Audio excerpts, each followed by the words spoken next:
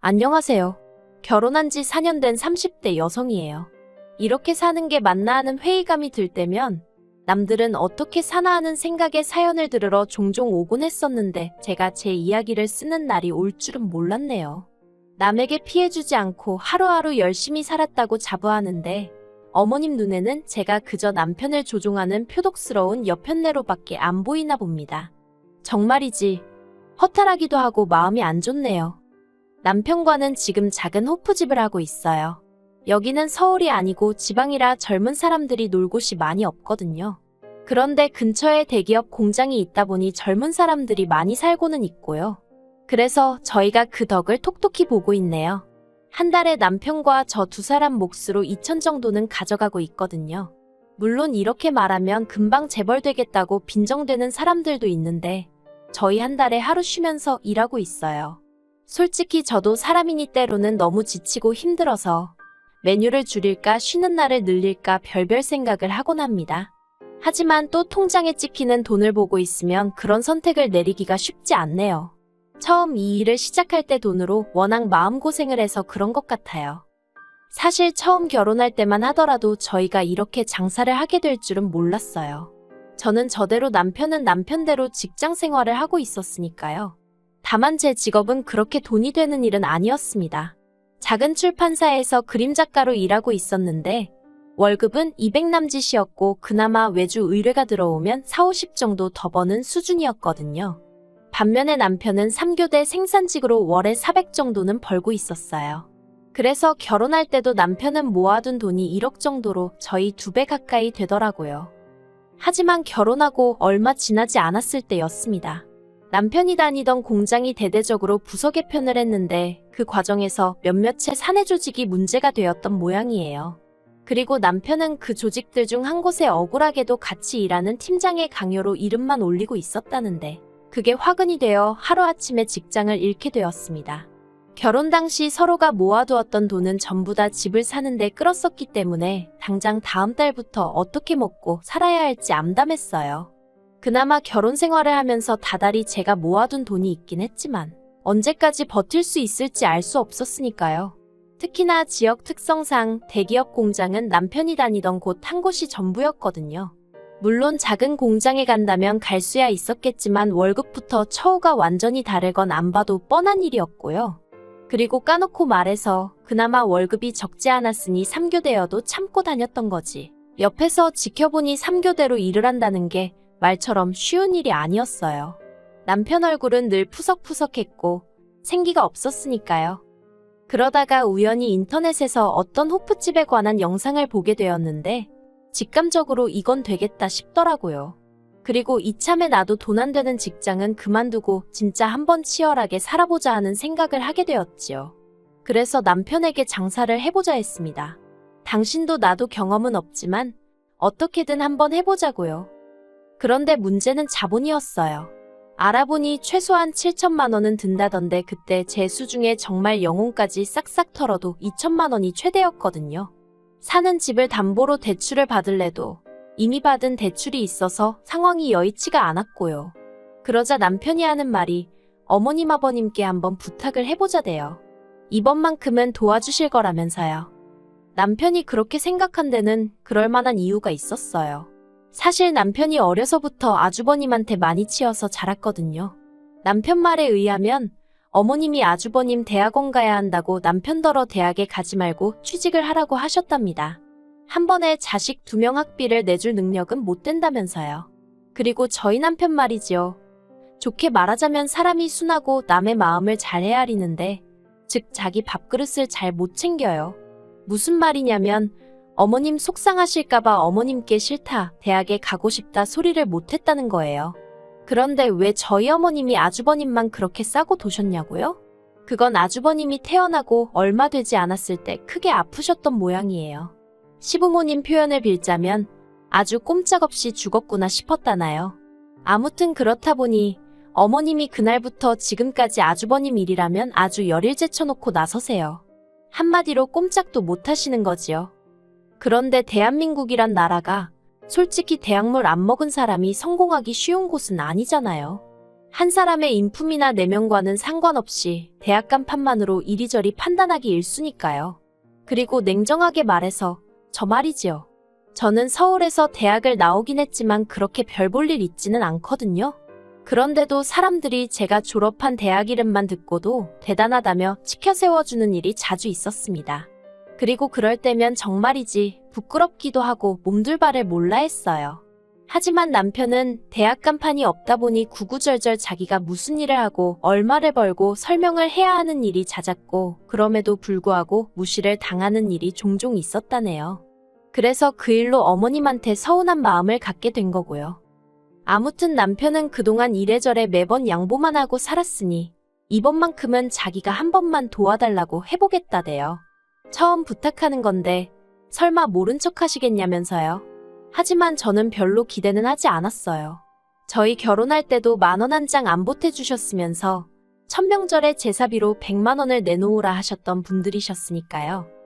그리고 며칠 뒤 시댁에 갔던 남편이 아니나 다를까 아주 죽상을 하고 집에 돌아왔습니다. 어머님이 정말 1초도 걸리지 않고 그냥 무조건 안 된다고 하셨대요. 돈 없다면서 장사는 뭐 개나 소나 하냐고 그러셨다나요. 어머님 말씀이 아예 틀렸다고는 생각하지 않아요. 하지만 남편이나 저나 마음이 상했던 건 아무나 못하는 장사를 아주버님은 몇 번이고 했었다는 거지요. 그것도 어머님 아버님 돈으로요.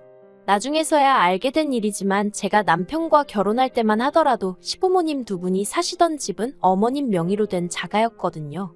그런데 언젠가 이사를 하시길래 집을 왜 줄여가시지 했더니 글쎄 아파트를 팔아서 아주버님 사업자금을 2번이나 대주셨더라니까요. 결국 저희는 친정부모님께 손을 벌렸습니다. 솔직히 친정부모님도 작은 가게를 운영하고 계시긴 했지만 노후가 완벽히 준비되었다곤 볼 수 없는 상황이었어요. 그런데 친정부모님이 선뜻 5천만 원을 빌려주시대요. 그게 가게를 담보로 했었다는 건 한참 후에서야 알게 되었고요. 이후로 저희는 정말 불철주야 열심히 살았습니다. 자기 사업하면서 고생 안 하는 사람은 없을 테니 그걸로 어디 자랑하자는 건 아니지만요. 남편은 새벽 2시까지 가게를 지켰고 새벽 5시에 다시 장을 보러 나가는 일상을 반복했어요. 저는 저대로 집안일을 오롯이 떠안게 되면서 오전 내내 집 청소에 빨래에 밀린 살림을 하고 점심부터는 남편과 함께 가게를 지켰습니다. 그러니 돈이 안 벌릴 수가 없었고 쓸 시간이 없었기에 자연스레 모이는 상황이었지요. 하루는 제가 목욕을 하다 제 배를 봤는데 똥배는 온데간데 없고 소위 가죽만 남아있더라니까요. 남편 얼굴도 들여다보니 남편도 남편대로 정말 얼굴이 반쪽이 됐더군요. 정말 고생을 많이 했어요. 그리고 지난해 저희는 친정부모님께 빌린 돈도 갚았을 뿐만 아니라 가게도 확장을 하게 되었습니다. 어머님도 어떻게 아셨는지 연락을 해오셨는데 알고 보니 남편이 어머님께 보란듯이 자랑하고 인정을 받고 싶었는지 먼저 연락을 한 모양이더라고요. 그리고 그때부터 어머님의 태도가 눈에 띄게 달라지대요. 처음에 저희가 장사를 시작했을 때만 하더라도 어디 얼마나 버티나 두고 보잔 식으로 콧방귀를 뀌시던 분이셨는데 언젠가부터 일주일에 서너 번은 먼저 전화를 걸어 남편 건강을 잘 챙겨주라는 둥의 잔소리를 하지 않으시나 가게 매상은 왜 또 그리 궁금해하시는지. 솔직히 저도 1~2살 어린애도 아닌데 어머님의 속내를 아예 몰랐겠어요? 순수한 마음으로 그러시는 게 아니라는 생각에 거리를 둘 수밖에 없었습니다. 그리고 그런 와중에 지난 달이었어요. 친정부모님과 모처럼 외식을 하려고 친정을 찾았는데 남편이 먼저 친정아버지 칠순 이야기를 꺼내더라고요. 당연히 저도 기억은 하고 있었고 어떻게 챙겨드려야 하나 그런 생각도 하고 있긴 했지만 솔직히 남편에게 어떻게 말문을 열어야 할지 살짝 고민을 하고 있었거든요. 그런데 남편이 먼저 친정부모님께 여행을 가고 싶으신지 아니면 뭐 필요한 건 있으신지 하고 여쭤보대요. 그러자 친정부모님께선 필요한 것도 없고 상관없으니까 신경 쓸 거 없다며 물어봐 준 것만으로도 고맙다고 웃음을 보이셨어요. 하지만 남편이 보인 반응은 생각지도 못한 것이었습니다. 남편은 그렇게 나오실 줄 알았다면서 벗어두었던 자켓을 가져오더니 그 안주머니에서 은행 봉투를 꺼내더라고요. 그 봉투를 친정부모님께 드리면서 부족하면 말씀하시라는데 친정부모님께서 용돈이냐며 처음엔 좋아하시면서 받으셨거든요. 그런데 친정아버지께서 봉투를 열어보시더니 깜짝 놀라셔서는 이게 얼마냐며 이렇게 많이 안 줘도 된다고 손사래를 치시는 거예요. 그리고 그 안에는 5만원짜리 두 묶음, 1,000만원이 들어있었습니다. 저도 저대로 놀라서는 이러지도 저러지도 못하고 있는데 남편이 그냥 자기가 드리고 싶어서 드리는 거라며 아무튼 좋은 의미로 옥신각신 받으셔라 못 받는다 몇 번의 실랑이가 오가다가 결국 남편이 이겼어요. 그리고 어쩌다인지는 모르겠지만 이 이야기가 어머님 귀에도 들어간 모양입니다. 저는 안 했으니 남편이 했다 싶지만 못하러 그런 소리를 한 건지 아무튼 어머님이 몹시 화를 내시더라고요. 장사가 그렇게 잘 된다면서도 당신한테는 돈 100만원 주질 않았으면서 어떻게 처가에다 1,000만원을 냅다 줄 수 있냐고 제정신이냐고요. 그러자 남편이 보인 반응도 보통이 아니었습니다. 은혜를 갚은 거라면서 내가 정말 힘들다고 했을 때 어머니가 뭘 해주셨냐고 목에 핏대를 세우더라니까요.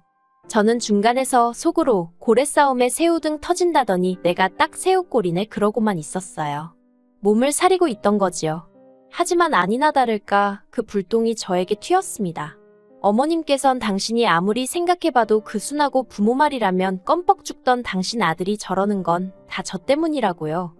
급기야 어머님은 말 그대로 머리를 싸매고 드러누우셨어요.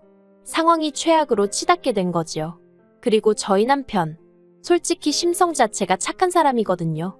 그러니 그런 어머님을 끝내 모른 채 하지 못하고 죄송하다 마음 푸시라며 숙이고 들어가대요.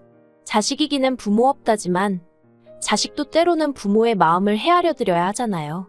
그래서 남편이 어머님을 달래드리고 하는 데 있어서 저는 불만은커녕 오히려 잘한다고 다행이라고 생각했어요. 그런데 저희 어머님은 그때를 마치 기회라고 생각하신 건지 이참에 남편을 다시 휘어잡으려 드시대요. 남편더러 장사하는 데서 저를 빼고 아주버님을 데리고 하라셨거든요. 제가 남편한테 나쁜 영향을 주는 것 같다면서요. 남편은 그런 어머님께 제가 아니었으면 이만큼 해내지 못했을 거라고 여기까지 오지도 못했을 거라고 몇 번이고 설명을 드렸답니다. 하지만 어머님께선 그마저도 제가 마치 남편을 세뇌시켰다는 식으로 치부하시면서 급기야는 저와 어머님 둘 중 한 사람을 고르라는 말도 안 되는 소리를 하시더래요. 남편이 그런 게 어딨냐고 말도 안 되는 소리 좀 하지 마시라고 했는데도 계속해서 한 사람만 고르라고 강요를 하셨다나요. 그래서 남편도 결국엔 그러면 자기를 믿고 시집온 저를 골라야지 않겠냐고 그랬고요. 그리고 그런 남편의 어머님이 화가 단단히 나셔서 그런 건지? 아니, 솔직히 무슨 정신으로 그러신 건지 지금도 정말 모르겠는데 말이지요. 글쎄, 저희 친정에 연락을 하셨더라니까요. 어머님이 저희 친정어머니더러 사위가 못 빠지게 일해서 번 돈인데 그렇게 홀랑 가져갈 수 있냐면서 양심도 없다고 당장 당신 계좌로 돈을 돌려보내라 하셨답니다. 당신이 저희한테 돌려주시겠다면서요. 정말이지. 저희 친정어머니가 상황 설명을 하시는데 목소리가 덜덜덜덜 떨리는 게 전화기 너머로 생생하게 느껴지대요. 친정부모님께는 어머님 말씀은 무시하시라 했지만 속에서 부글부글 화가 끓어올라서 미치겠더라고요. 그 길로 남편에게 어머님이 보이신 언행을 전했고 남편은 미안해서 어쩔 줄 몰라 했습니다. 자기도 자기 어머니가 경우가 없으신 건 알고는 있었지만 그 정도일 줄은 몰랐다면서요. 그리고는 바로 저희 친정을 찾아서는 죄송하다고 몇 번이고 머리를 숙이는데 저희 친정부모님이 괜찮다 하셨지만 솔직히 남편에게도 친정부모님에게도 무척 불편한 상황이었지요. 저는 저대로 친정부모님 마음 상하셨을 걸 생각하니 남편 잘못이 아닌데도 남편이 꼴도 보기 싫었고요. 며칠 뒤 저희 부부는 시댁으로 향했습니다. 어머님께 저희 친정부모님께 경우 없이 행동하신 거에 대해서 사과해달라고 정중히 부탁드렸어요. 저희 친정부모님 마음도 상하셨고 사위로서 어머님 아들 체면도 살려주셔야 할 거 아니냐고요. 그런데 저희 어머님이 보이신 반응은 가관이었습니다. 마누라한테 눈 돌아간 자식 체면을 당신이 왜 챙겨줘야 하냐면서 그렇게는 못하신다 하셨거든요. 그러자 남편이 정말 이대로 영 끊어도 좋다는 거냐며 목소리를 높였고 어머님은 어머님대로 영 끊으려면 끊으라고 당신은 아쉬울 것 없다는 막말을 퍼부으시대요. 그렇게 어머님과 남편 사이는 틀어질 대로 틀어져 버렸습니다. 저나 남편은 그저 가게가 안정되고 먹고 살만해지면 양가 부모님 잘 챙겨드리면서 살고 싶은 마음뿐이었는데 어쩌다 일이 이 지경이 된 건지 모르겠어요. 하지만 남편은 남편대로 그간 아주버님에게 치여서 자란 것도 억울한데 자기가 제일 힘들 때 어머님이 자기를 모른 채 한 게 그렇게 잊혀지지가 않는다고 하더라고요. 솔직히 남편 마음에 진 응어리를 제가 감히 어떻게 풀어라 마라 할 수 있겠어요? 그저 하루빨리 어머님이 먼저 남편에게 손 내밀어 주시길 바랄 뿐입니다. 아, 그리고 친정부모님은 결국 그 1,000만 원을 돌려주셨어요. 어떻게 돌려줄지 고민 중에 이런 일이 생겼다며 무척 씁쓸해 하시대요. 그래서 지금 남편과 어떻게 더 큰 선물을 해드릴지 이야기 중이에요. 솔직히 친정에 잘해주는 남편을 보고 있으면 고맙기도 하고 한편으론 시부모님 생각에 마음이 무겁기도 하고 제 입장에선 참으로 복잡할 뿐입니다. 그래도 제가 함부로 나설 자리는 아닌 것 같아서 조용히 있으려고요.